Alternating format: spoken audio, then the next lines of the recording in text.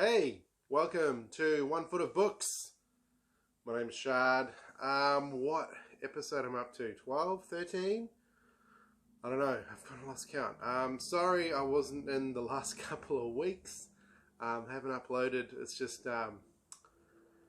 schedule changes, work, life stuff. I got a really bad cold last week too, which just knocked me out.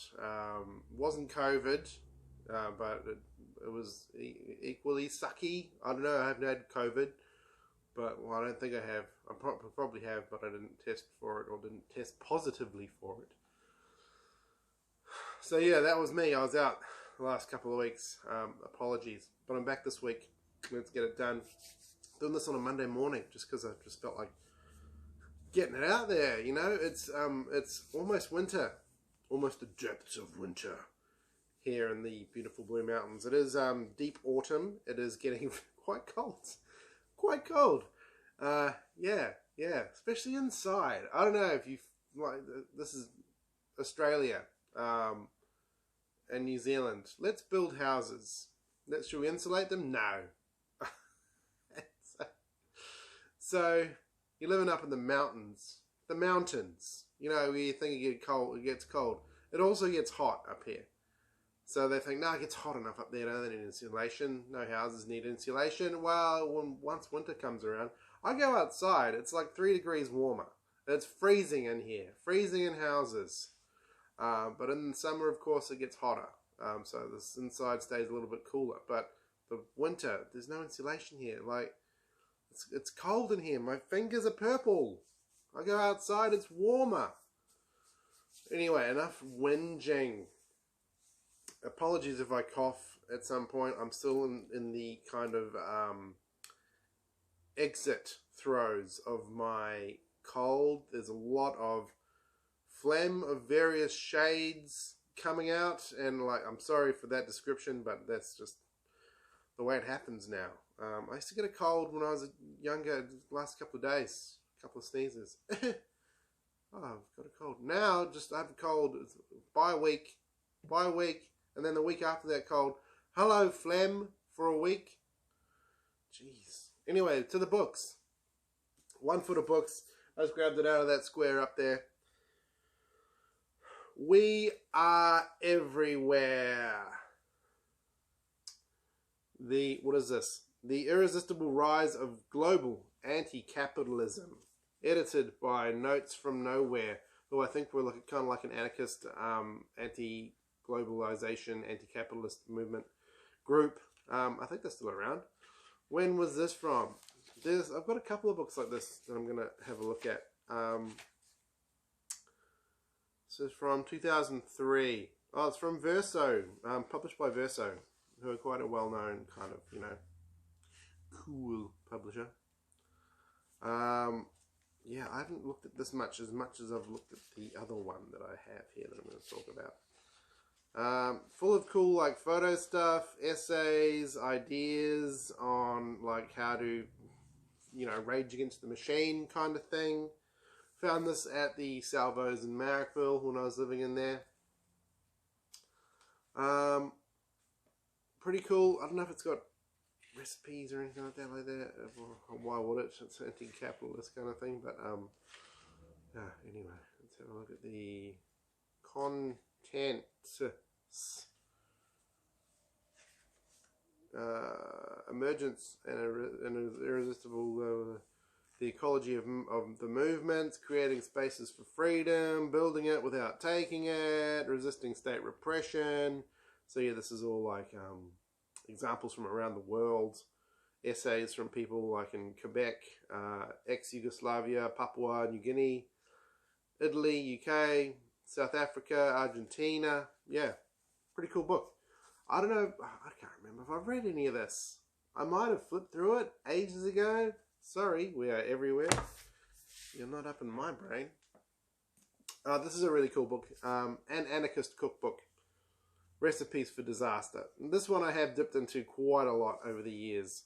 It's from Crime Think. It's a bit more of a, not as serious as We Are Everywhere. This is more like plans, escape plans, how to get out of the city and build a collective, and recipes like for foodstuffs and stuff like that. It's a pretty cool book. Unemployment. It's got subjects on bicycle collectives, unemployment, reclaim the streets, hitchhiking, newspaper wraps, musical instruments, dumpster diving, classroom takeover, blockades and lockdowns, surviving a felony trial. There you go. Cool book. There was a recipe in here for like this really awesome vegetable stew that I used to cook quite a lot. And yeah, I should look it up again and maybe cook it again. Quite liked that vegetable stew. Umberto Eco, Foucault's Pendulum.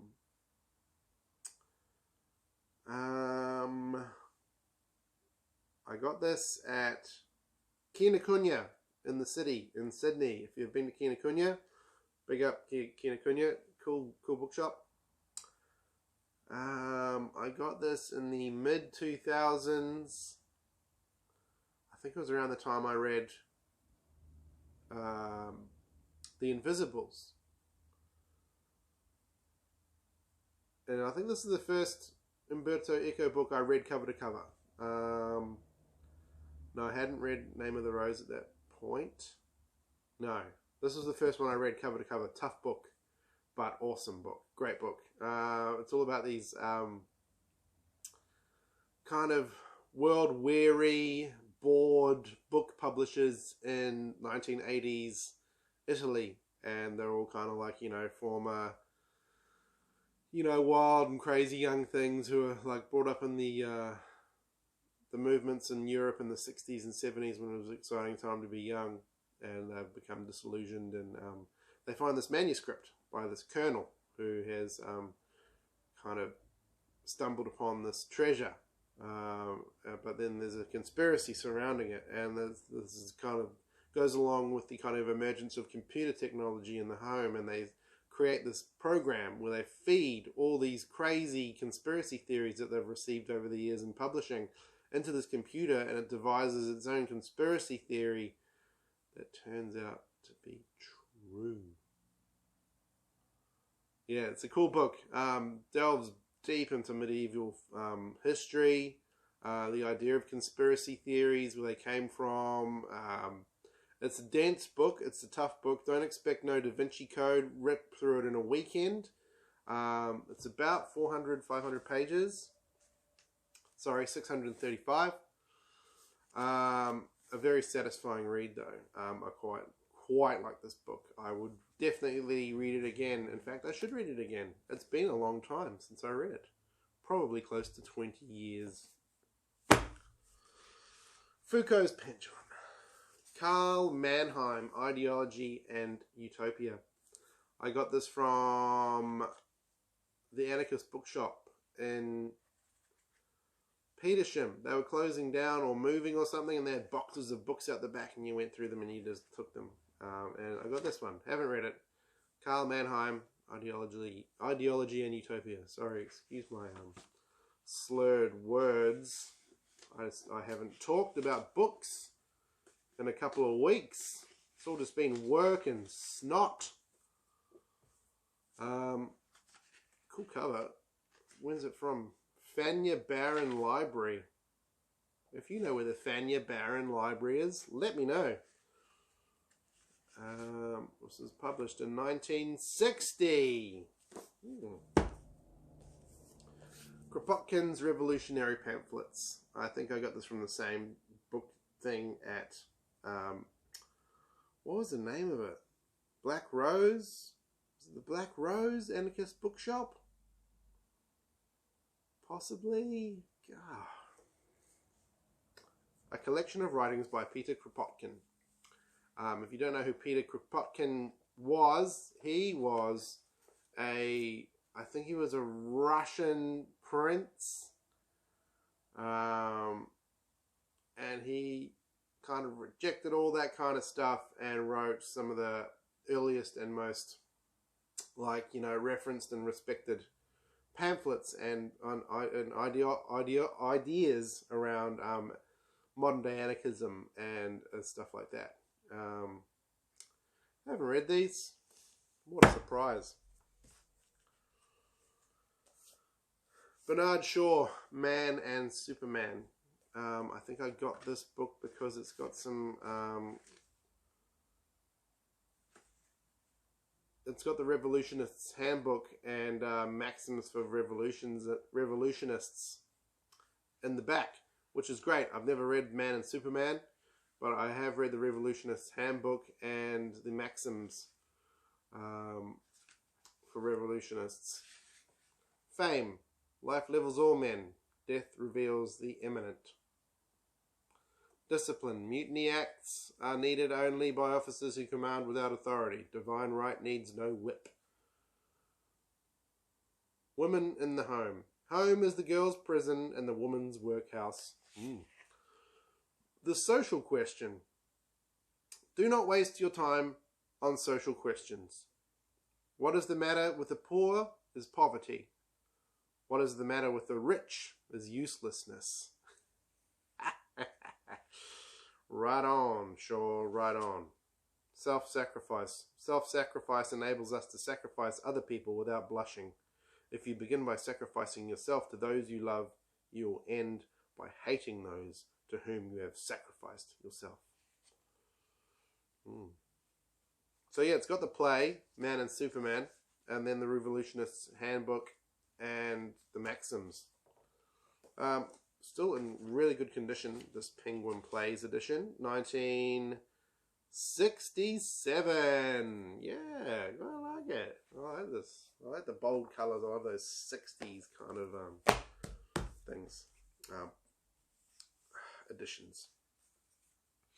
Found this at the Marrickville Salvos as well. Maori Legends.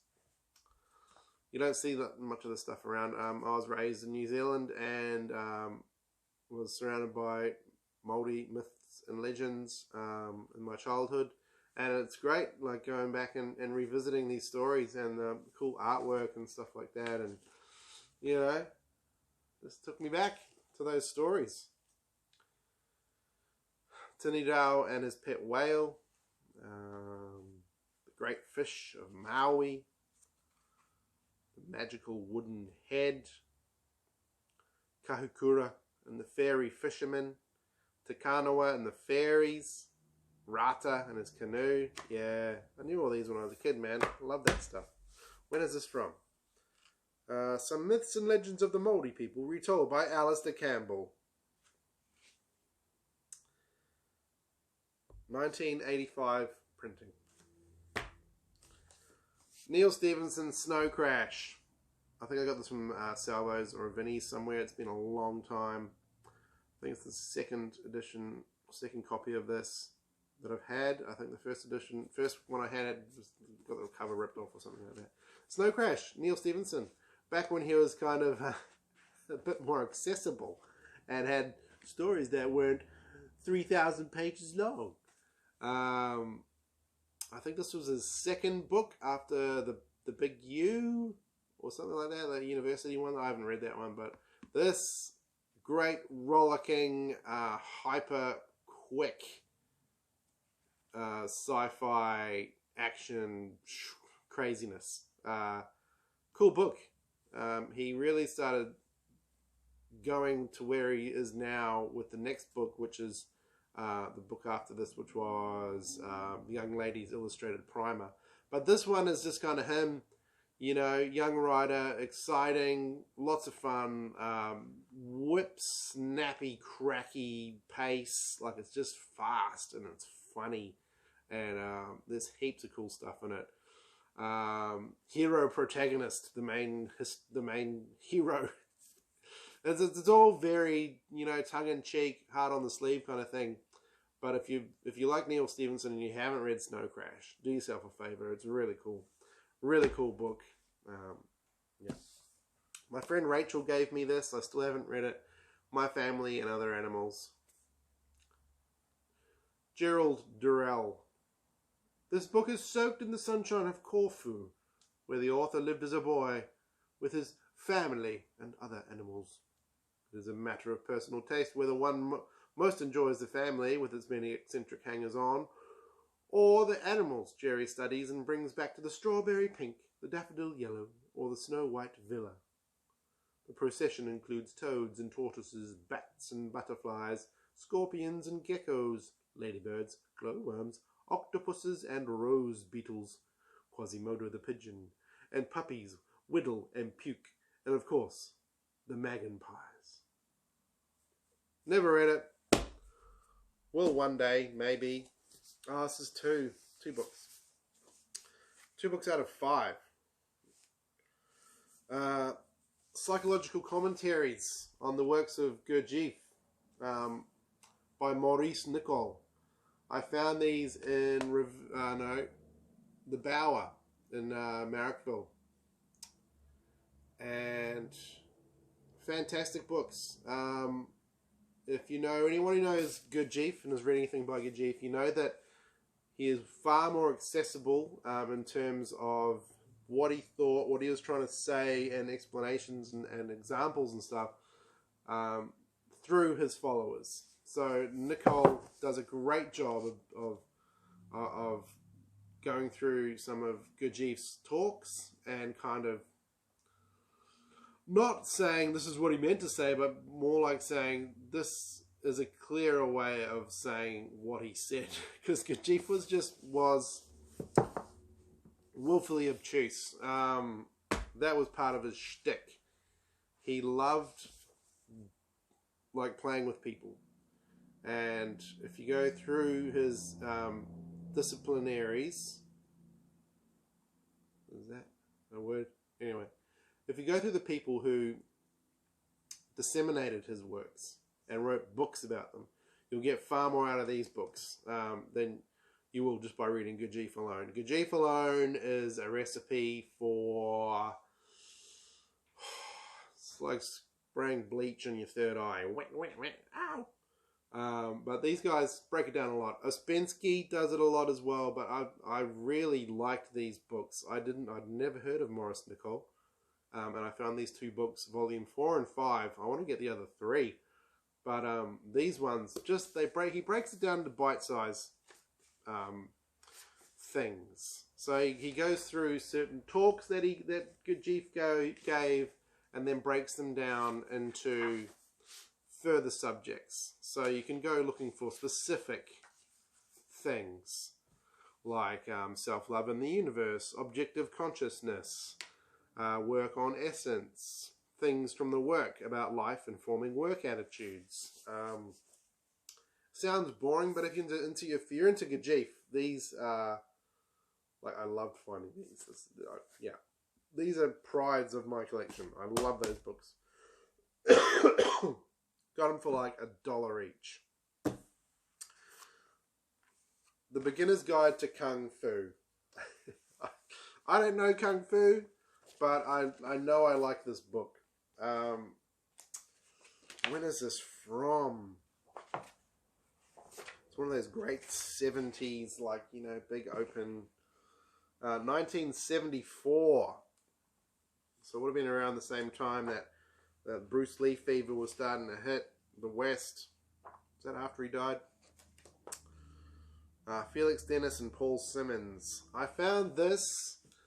I think I've told the story before. I was doom scrolling through Facebook one night and someone put a photo up. There are boxes of books outside this person's house. Go and have a look. They're all free. And I went to this guy's place, and he was obviously a collector, but he collected a bunch of the same kind of stuff. So there was literally a box of this book. So I grabbed one, and I was just like, it's from 1974. It's probably in the box for like the last 40 friggin' years. I grabbed a few other books as well. This was one of them. Yeah, cool book. I do like that book. I just like it. I'm not a kung fu man, but I did like it. Shamanism for Everyone. A guide to discovering the shaman in you. Oh, in me, in you. Awesome. Who is this by? This is a very busy cover. You can't really read stuff well. I think it's from the 80s.